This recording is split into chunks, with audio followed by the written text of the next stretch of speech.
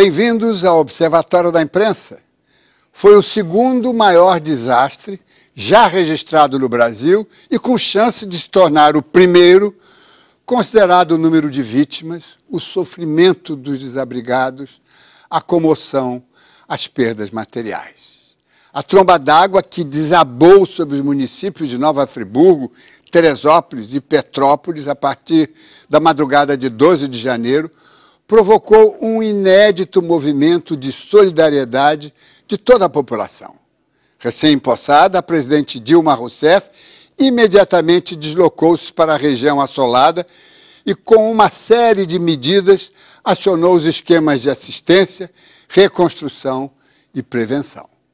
Tudo isso aconteceu há 7 semanas e, mesmo que as consequências hoje tenham praticamente desaparecido do noticiário, a cobertura foi tão intensa, as imagens tão fortes e a destruição tão grande que o episódio dificilmente será esquecido. A grande imprensa, sobretudo as redes de TV, trouxeram a tragédia para dentro das casas do Brasil inteiro. Esta é a sua função, para isso dispõe de fabulosos recursos financeiros, técnicos e humanos. Pouco se falou, porém, sobre o papel desempenhado pela mídia local da região serrana. Os pequenos jornais comunitários, as emissoras de rádio, as repetidoras de TV, os serviços de alto-falantes, os sites, os blogs. Pouco se falou sobre o cidadão repórter e o repórter cidadão que, com precários celulares, webcams e tocados pela intensa ligação com a sua terra e a sua gente, cumpriram o doloroso dever de relatar o que acontecia, sem abater-se. Esta é a nossa pauta de hoje. Ao contrário dos Estados Unidos, onde a pujança da grande imprensa resultou de uma sólida rede de veículos comunitários, no Brasil, a pequena imprensa é cada vez menor. O processo de concentração da mídia entre nós é avassalador, em todos os níveis, mais especialmente no nível inicial, onde a notícia significa sobrevivência. Na madrugada do dia 12 de janeiro, bilhões de metros cúbicos de água e lama desceram pelas encostas da região serrana do Rio de Janeiro, a uma velocidade de até 150 km por hora. A água arrastou os detritos das montanhas e pequenos riachos se transformaram em rios caudalosos, que levaram o que havia pela frente. O saldo é assustador. Quase 1000 corpos já foram identificados e centenas de pessoas ainda continuam desaparecidas na segunda maior catástrofe natural da história do país. Apesar de atingir a mesma região, o estrago não foi semelhante nas montanhas da Serra Fluminense.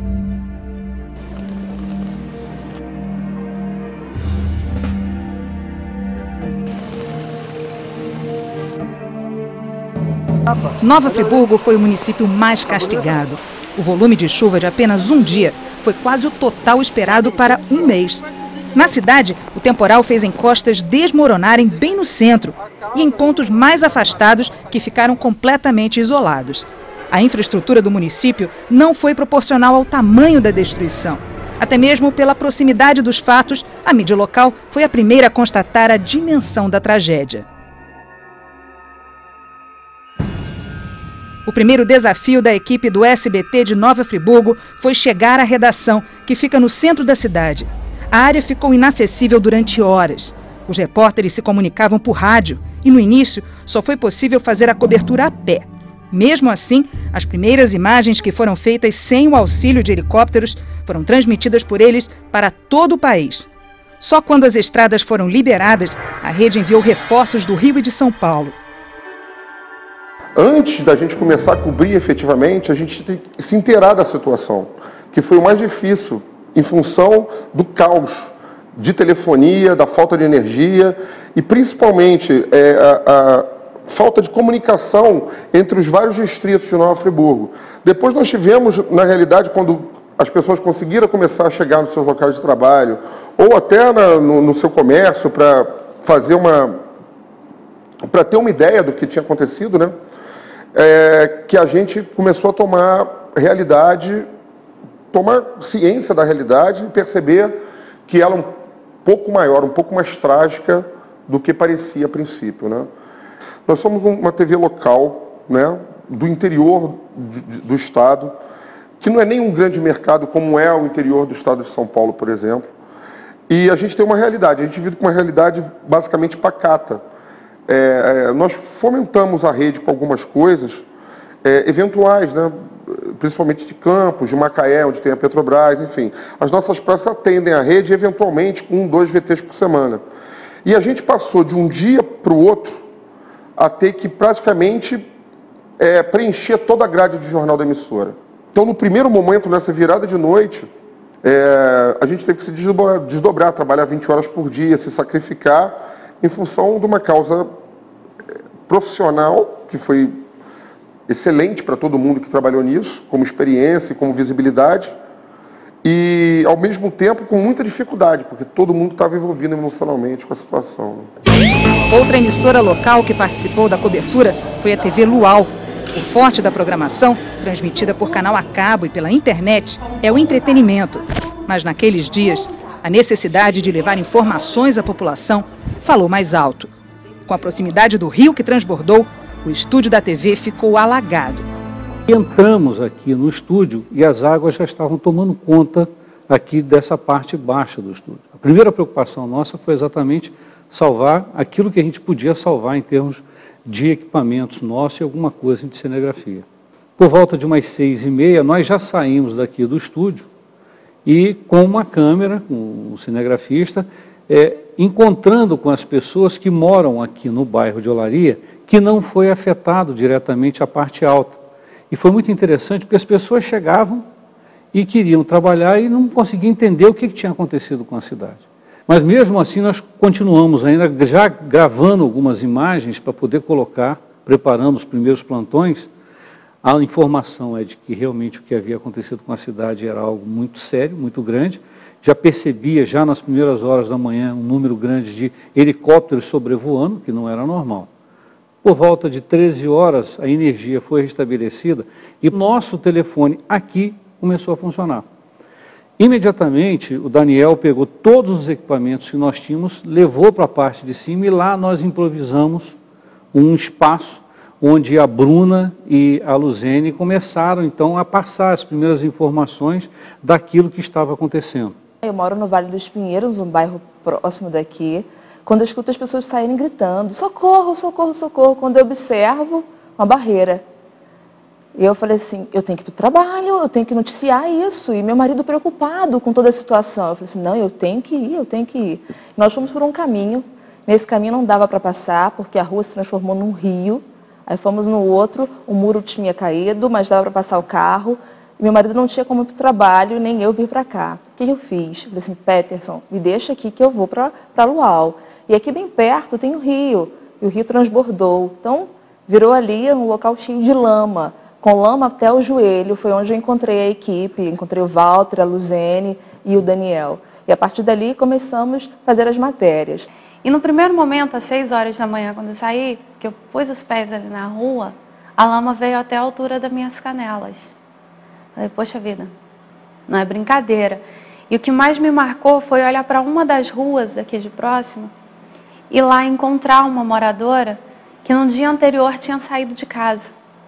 E que ao vir na casa buscar roupa para ir trabalhar, ela percebeu que a casa dela não existia mais.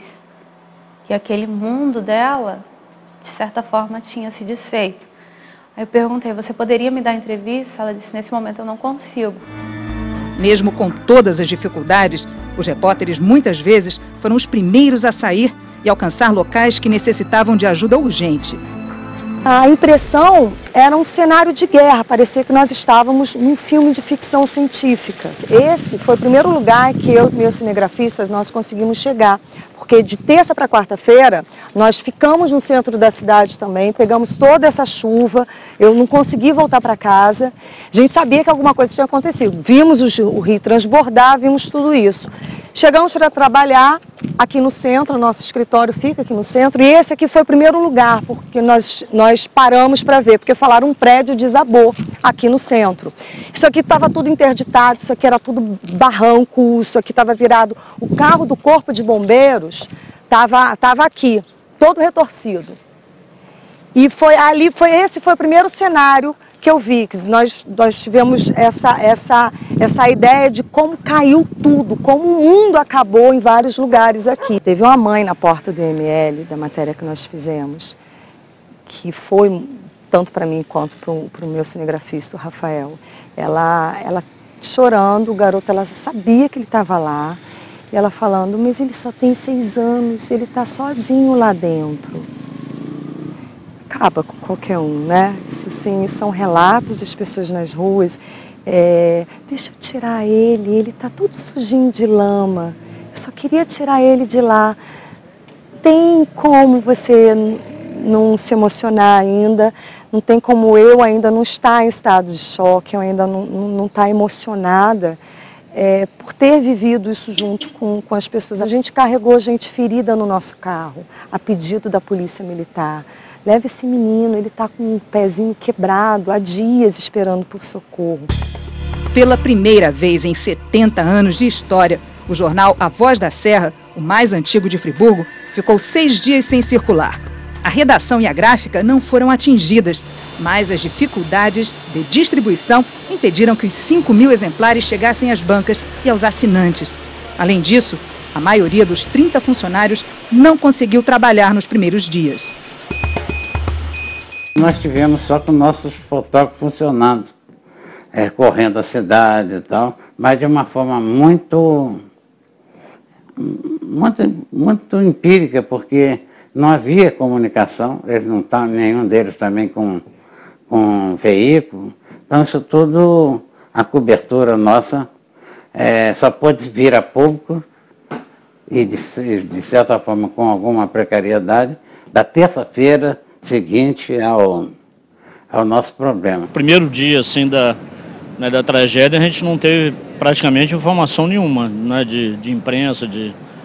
No segundo dia, em alguns locais já tinham luz, a gente já conseguiu ver um jornal e até informações de outros bairros, né? Vários bares lá em Lumiar, eles conseguiram geradores e pegavam esse gerador e ligavam a TV, então todo mundo ia com lanterna para a rua e ficava vendo as reportagens lá. Na primeira reportagem que a gente viu, a gente ficou apavorado, porque assim, uma coisa é saber que estava totalmente ilhado e a gente não sabia notícias de nada aqui. No meio do caos, os problemas de comunicação e as informações desencontradas propiciavam a propagação de boatos. Foi instaurado realmente um período de pânico na cidade em função disso. E o mais engraçado, falando agora do aspecto jornalístico, é que a gente vendo as imagens da equipe que estava na rua, né, a princípio a equipe reporta aquilo que está vendo, para depois a gente devagarinho saber que aquilo foi um boato, e aí realmente passar a informação correta. Mas todo mundo se deixou levar pelo estado de pânico. No dia do boato, nós estávamos indo em direção onde a tal da represa teria arrebentado. Nós estávamos indo em direção ao Conselheiro Paulino, nessa estrada. No meio do caminho, começou a vir muita gente para falar: corre, sai daí que a represa arrebentou, está vindo muita água, o que a gente faz? Vamos parar e vamos fazer isso. Vamos fazer esse boato, essas pessoas desesperadas, as pessoas chorando, desesperadas, andando pelas ruas. Todo mundo buzinando, do outro lado do rio tinha umas pessoas acima numa laje, mandando: sai daí, tá vindo água, o relato das pessoas. Então, vamos fazer o quê? Não, e eu fiz a matéria, e apareceu uma viatura do Corpo de Bombeiros indo também em direção à tal da represa que teria arrebentado. Falei, vamos seguir o Corpo de Bombeiros e vamos ver a versão oficial. Aqui em Friburgo não tem represa, né? Como que estourar uma represa? Então é difícil você acreditar nisso. E na hora do pânico, ninguém lembra disso. Os jornalistas locais tiveram vantagens na cobertura por conhecer bem as áreas atingidas. Mas, em compensação, a proximidade com as vítimas do temporal fez com que esses profissionais ficassem emocionalmente abalados. O que mais me marcou e o que eu mais comento hoje em dia era que todos os profissionais de informação e não estou tomando... É claro que o contato que eu tenho maior é com a minha equipe, com o meu órgão de imprensa, né, que é o SBT, mas toda a mídia, local principalmente, e mesmo as pessoas que vinham de fora, as equipes que vinham de fora, era separar a necessidade de informar corretamente, de levar a realidade, até para mobilizar governo a tomar medidas emergenciais, né, muito rígidas em função disso, com a parte emocional, com aquilo que você se deparava nas ruas. Eu chorei, minha repórter chorou, minha produtora chorou, meu cinegrafista chorou, as equipes que vinham de fora, os repórteres que vinham de fora choravam. A gente já sabe onde os lugares que são, então realmente a gente chega com mais informação, com mais conhecimento de causa, um pouco mais. E conhecendo as pessoas, a gente via uma pessoa que no dia seguinte estava de camiseta e chinelo tentando tirar a lama, é um empresário responsável diretamente por não sei quantos empregos. Então você vai direto nele, você já conhece ele. Então você vai direto na entrevista, tem essa agilidade. Fora isso, tem a cumplicidade dessa que eu te falei, que as pessoas estão acostumadas com você na rua. Então as pessoas confiam no que você vai falar. Uma das imagens que ficou muito registrada na minha memória foi num dos abrigos eu olhar cerca de 300 pessoas acomodadas lá na Sociedade Esportiva Friburguense e tinha uma família, o marido, a esposa, 2 filhos deitados num colchonete e ele com um olhar perdido. Quando pergunta, para onde que eu vou? O que eu vou fazer agora? Em silêncio, em meio a todo aquele caos que tomou conta da cidade. Estou, de certa forma, tendo uma responsabilidade muito maior do que eu esperava ter como jornalista. Que, na verdade, talvez eu não imaginasse que eu tivesse tamanha responsabilidade e que o meu trabalho tivesse tamanha função social que eu tive naquele momento e que a gente vem fazendo até agora. Depois do intervalo, você vai ver como os jornalistas de Teresópolis e Petrópolis se desdobraram para cobrir a tragédia. E uma imagem de um cinegrafista local que correu o mundo.